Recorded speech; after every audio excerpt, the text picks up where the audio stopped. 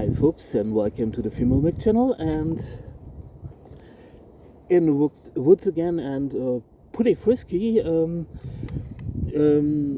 but awesome weather.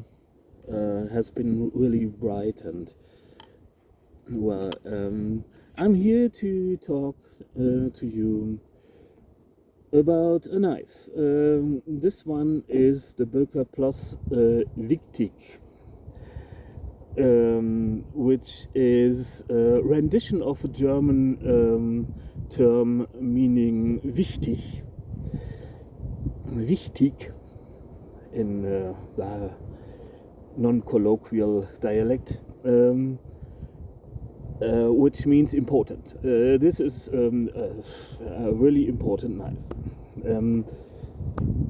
It is touted to be a survival knife. It has become famous a little bit since it was featured in the show Seven vs. Wild, which I'm not too fond of. But the concept appealed to me, so I got it back then. It's the old model. They don't make it that way anymore because the handle was just riveted and came loose with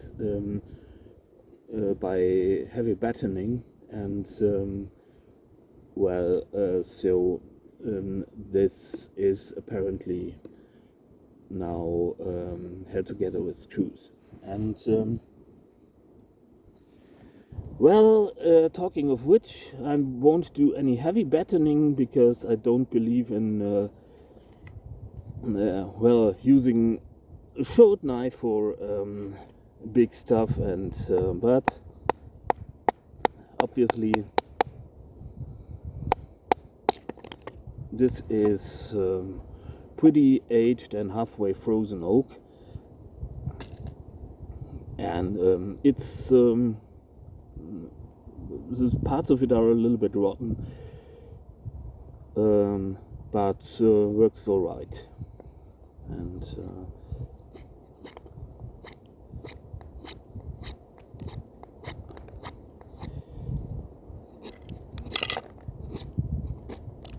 it makes pretty fine shavings. You don't have any hot spots.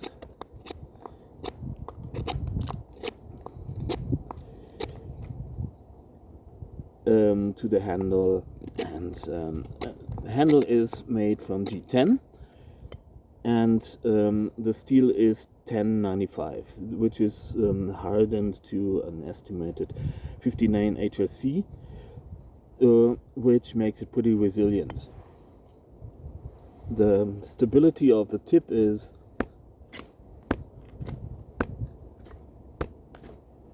pretty good, which doesn't come as a surprise with the thickness of the thickness of the blade. The center of balance is a little bit. Normally, I don't talk a lot of about that, but it is a little bit awkward because it's really far back, and I personally like my knives to have a balance point on the index finger, which doesn't work. If you want to go to chop with it, well, it's a short knife. It's not a machete, and it's a Scandi grind actually. The blade thickness is some 4 millimeters or something. To me, that's a little bit much.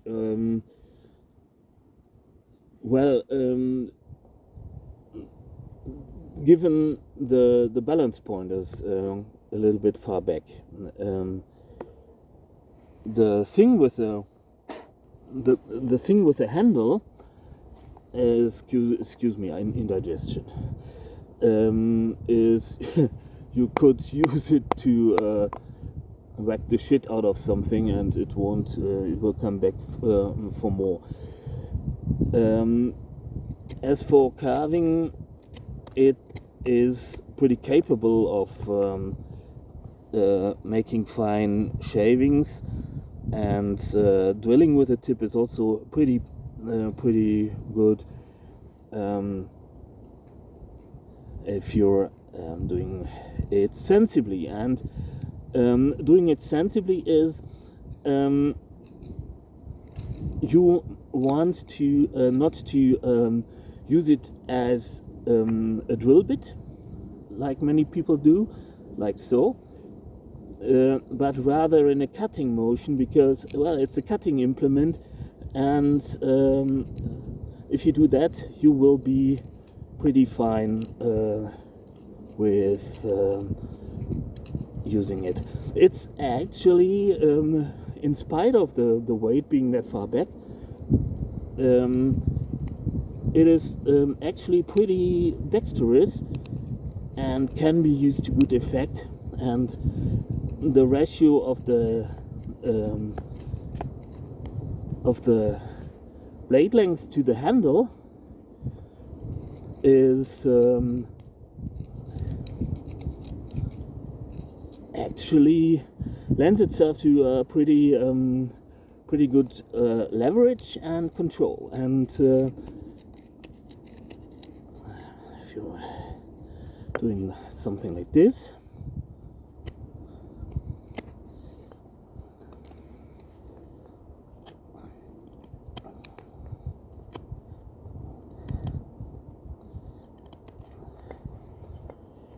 carving a sort of a spool or something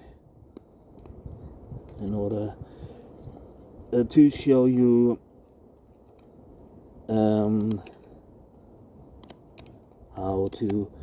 how it works. It's the wood is pretty tough. And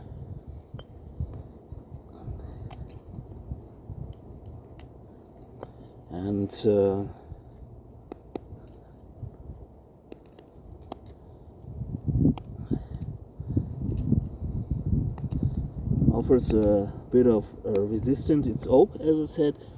The steel isn't the toughest there is, and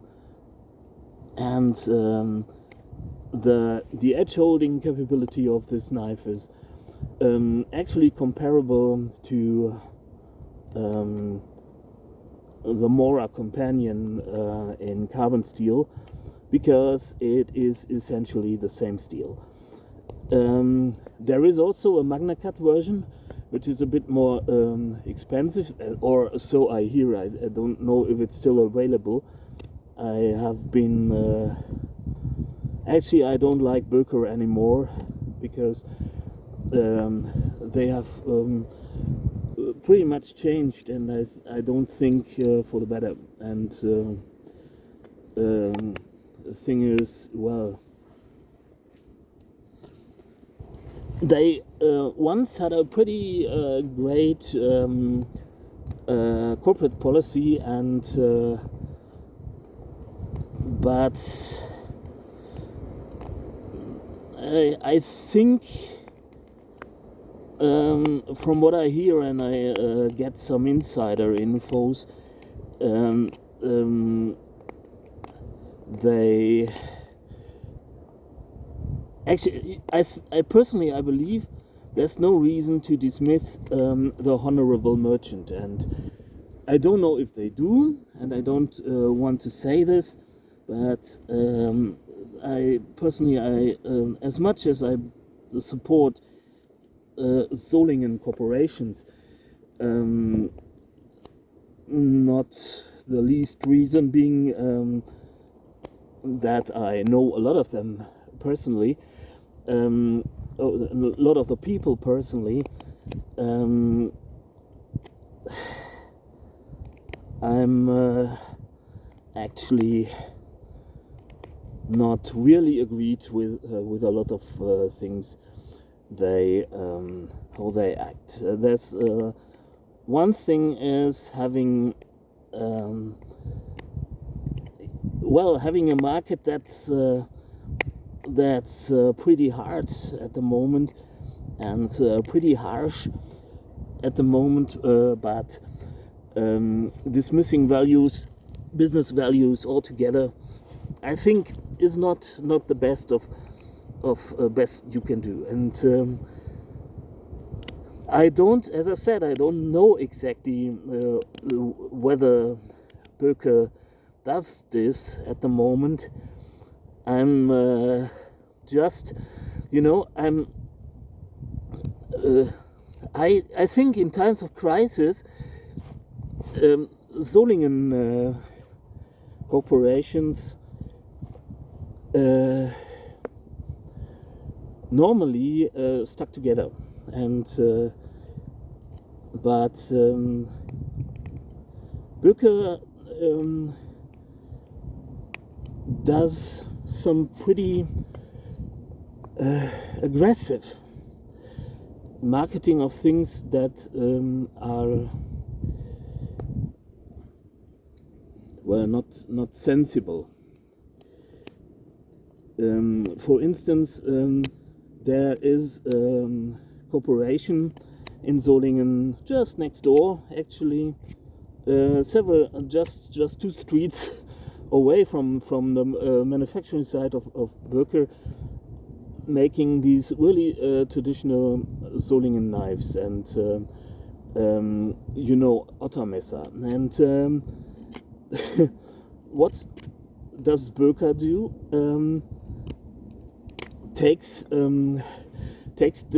these traditional designs to China and or Pakistan, and produces them over there because in order to save on the money, and from what I hear, in less than ideal quality.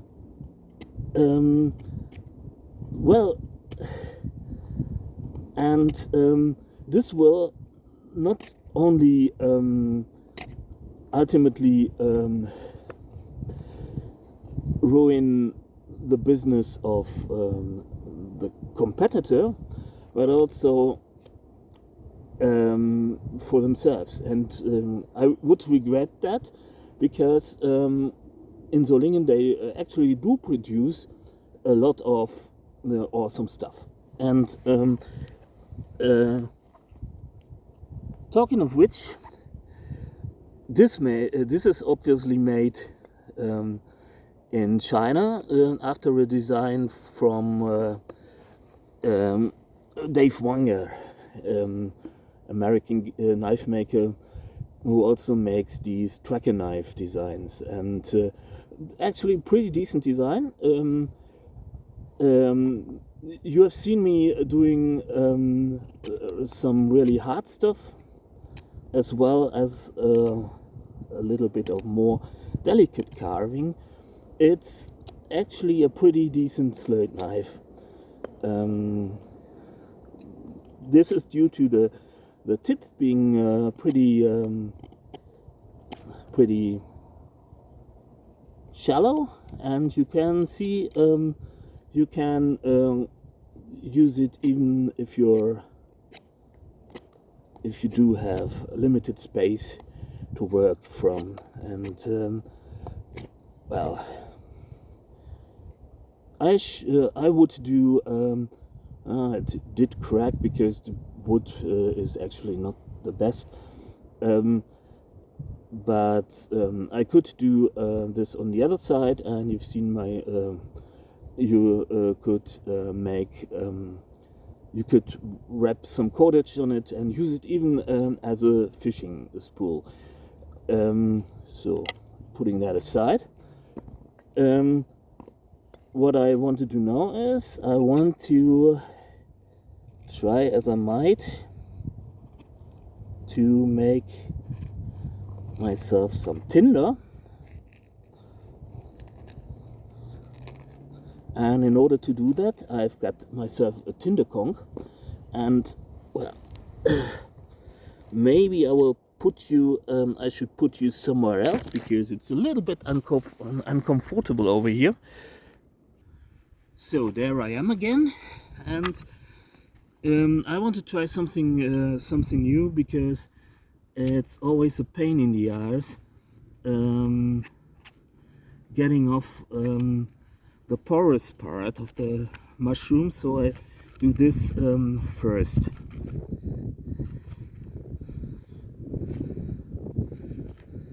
And I am just poking into the shroom,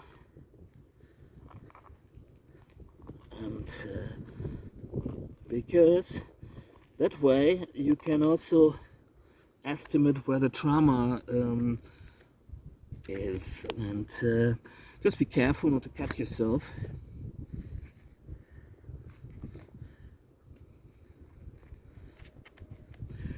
Personally, I think that processing tinder is a really great way to estimate the cutting properties of a knife, because it's actually a bastard to work with, and it's a pretty tough mushroom. And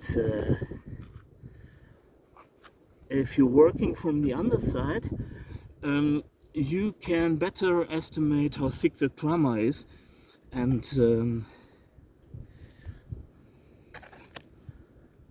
like so.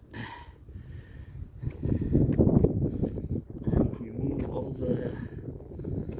the porous part, the porous underside, in order to get to the good stuff. And if you're doing it like so, that's pretty tough on your knife. And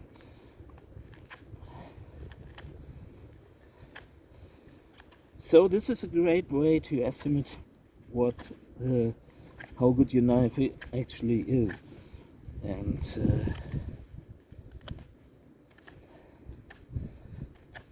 but that's not even the hardest part.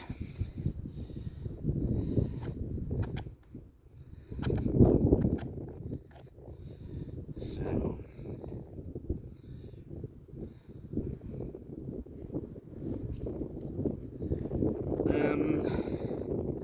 now I'm cutting away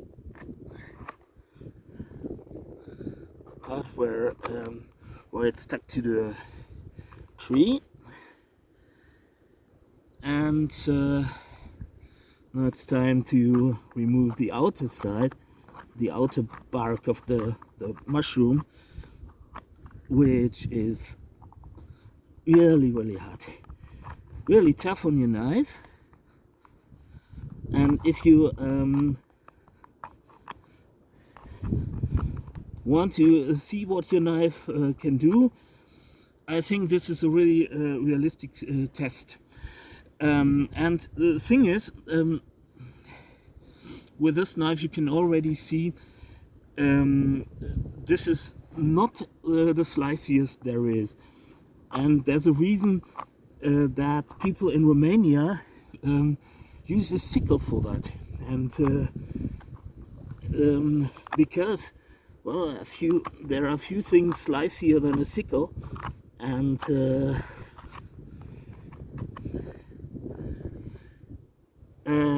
so that's actually, I think, would be the better way to go, to take a slicier knife.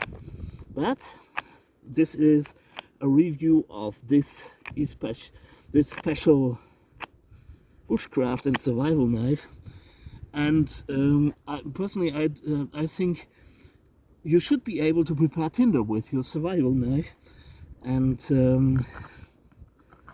so I believe that these are the things that really make you realize what the knife does and what it doesn't.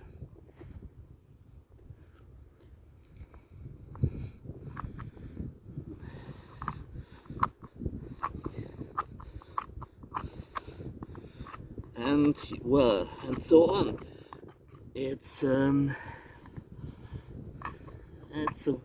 pretty hard to remove. You also want to remove all the little little leftovers. Don't get lazy, because the finished product will then be a little bit smoother.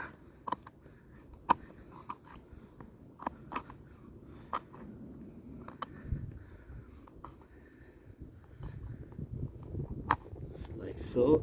The silly face I make is a bonus, or maybe a bogus. And it's a little bit tricky to remove the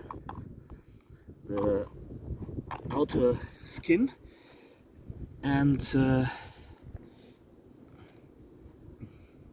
you really should go to the length to remove all of it, but don't cut too deep, because you want that lovely part here. And if you can move it about, that's a pretty great sign that you're doing something right. So, getting dark again, so I must make haste, but don't do the mistake of getting too eager, because it won't pay off. Don't get hectic or something. Don't get in a frenzy. Just be as patient as possible. I'm saying that as a reminder to myself too, because it's not that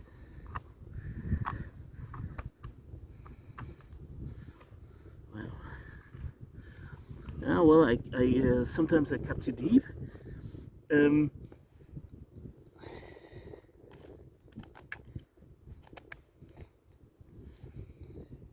that. I need to cut off a little bit more from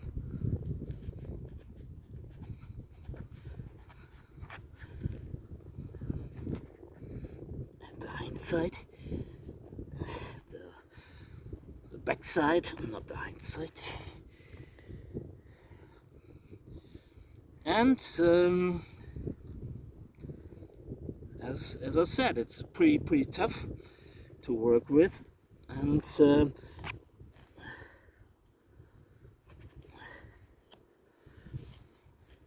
be honest, there are better knives for this, including humble Victorinox, and that's not the fault of the knife actually, because it can do things that Vic won't do as great. You see me battling with it, and oh yeah.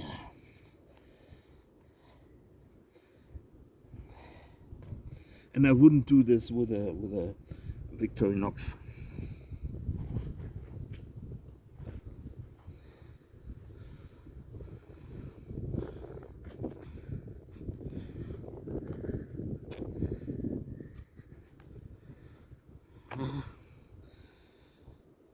Trying to keep as much of the trauma as possible. This is not the best mushroom there is, and I don't think it would be suited for making a cap or a pouch, which I also did and do, but just for demonstrational purposes. By the way, the tinder conch is under protection in some regions of Europe, so please don't take too much of it. I got permission to do this for educational purposes, and here you can pretty much see what I'm talking about. This is this layer here is the trauma, and you want to get rid of this and the lighter color, and you will see what I mean. If you get rid of the porous and the harder part, you will be left with a material that is pretty suited for processing, and trust me, everything else would be frustrating. You can also see that this lighter part is different to this part, and well, it is. The good stuff is the lighter stuff. You can see I can tear this apart, and so that's doing us no good. And again, it's a pretty thin layer. You can see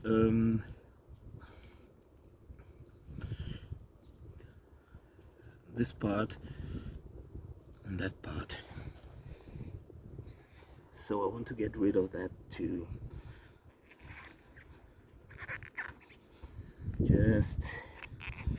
But you need to be on the lookout, because it's not.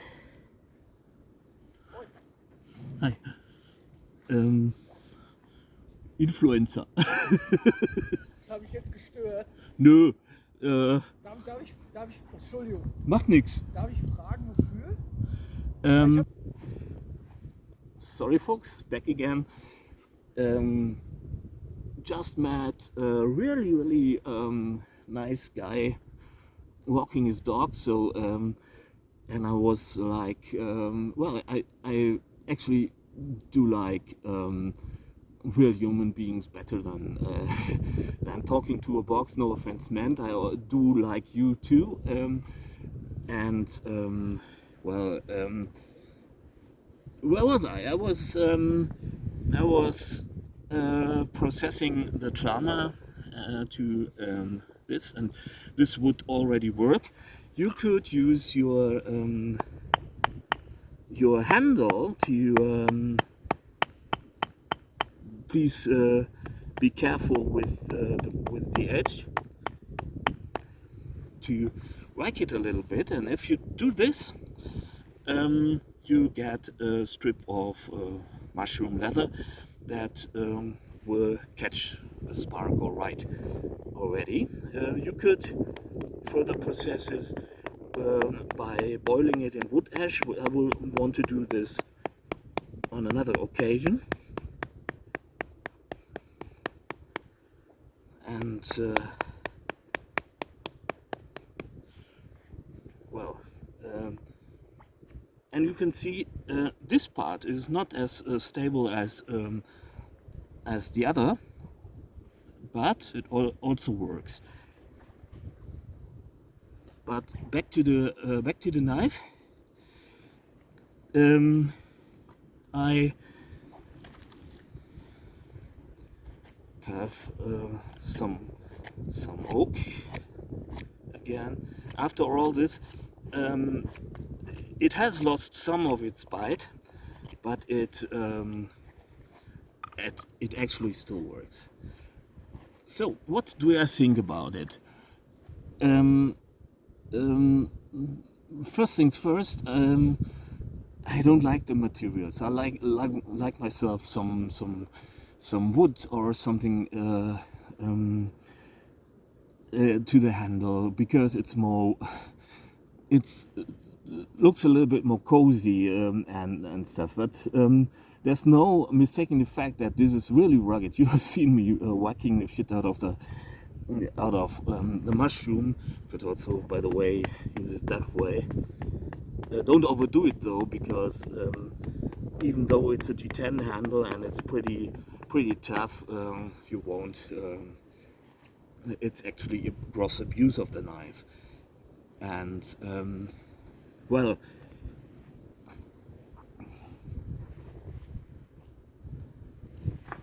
it's really rugged, and the steel is rather resilient. It can be sharpened in the woods, all right. And the thing is, well, do I like it? The thing is, the balance is a little bit far back, which, well, lends itself to me personally having to get accustomed to that. But on the other hand, it's dexterous. It allows great leverage. It's actually, I believe it's a great little bushcraft knife, especially if you want to do some really rugged work. For slöjd, well, this is pretty heavy and not as dexterous as a dedicated slöjd knife. And for doing stuff like processing tinder conch or something, it might be not your first choice. As a one-tool option, it might be a little bit too short. I would prefer a garbage to that, which essentially has the same steel nowadays, but well, it comes in at a price that's actually not too bad for Birker. Last time I checked, it was some 80 euros or something, and actually, it's, if you can make it work with the somewhat awkward balance, this is a pretty great tool for having on you. And it's actually it's not a sissy queen. You can really abuse it, and you can really put it through its paces, and it does a lot of things all right. The blade, actually, for the shortness, is a little bit too thick for my liking. But well, sometimes it's always a game of give and take, and you always need to evaluate the bargain a little bit, because well, what you gain in resilience battening, you lose in sliciness, obviously. And well, by the way, it comes in this Kydex cheese. I don't know if you can still see this. This is a little bit getting dark. There is this Birker clip at the back side, which is fixed with two Phillips head screws, and fit and finish of the sheath are spot on too. And well, if you can afford this package, you would have a pretty decent tool for bushcrafting and all-round work. What it will do, however, is it will maybe not further your progress as dedicated slöjd knife or puko would. So it has its shortcomings in dexterity and well, and blade geometry. and when I think about my Svantejev slurg knife and what this knife does, as opposed to what this knife does, I think that we maybe get it a little bit back to front, because if you look at some videos of some old Finnish conquerors, some Jätkan working with a pukot,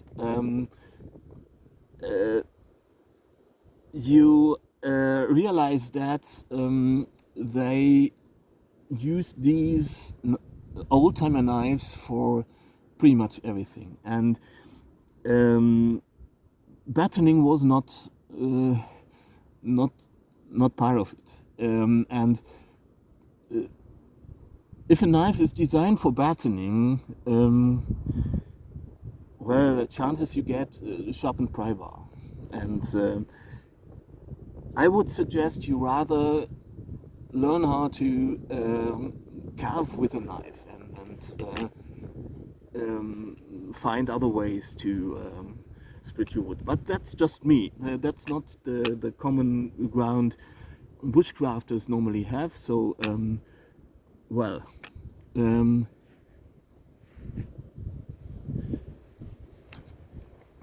as a bushcraft knife for common Joe, this is pretty great starter. And well, the steel is not the best, and but it has a pretty decent temper. It's pretty tempered pretty resiliently, and I don't have any real complaints about the knife. So that said, it's dark now, and apologies, but I found it important to talk to the guy walking his dog, and maybe we made friends. And this is actually what I said in the last video. If you're in the countryside and you're carving with your knife and doing this and doing that, and you talk to people and you don't freak people out, it always pays off, because people are just people, and you can talk to people and be transparent about what you do. I told him what I'm doing here, and he's living over there. And greetings to Thorsten if you watch this video. It was a pleasure, and as I said, I strongly believe in talking to people, and actually, I'm of the strong opinion that real connection matters to people, and real connection matters more than talking on a platform that's maybe not, well, don't want to get shadow banned, and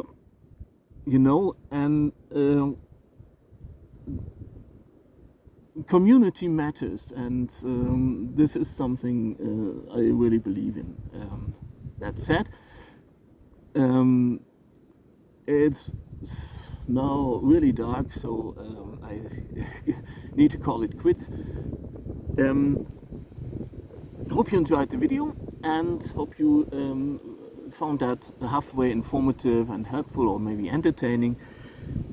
I will take home my tinder conch, and actually I don't think if I will process it as tinder, but maybe I will make tea from it, and well, you will read of it in the newspaper. No, hopefully not. So, thanks for watching, thanks for being here, and stay sane and healthy, as usual. And really, I hope to see you soon. Bye.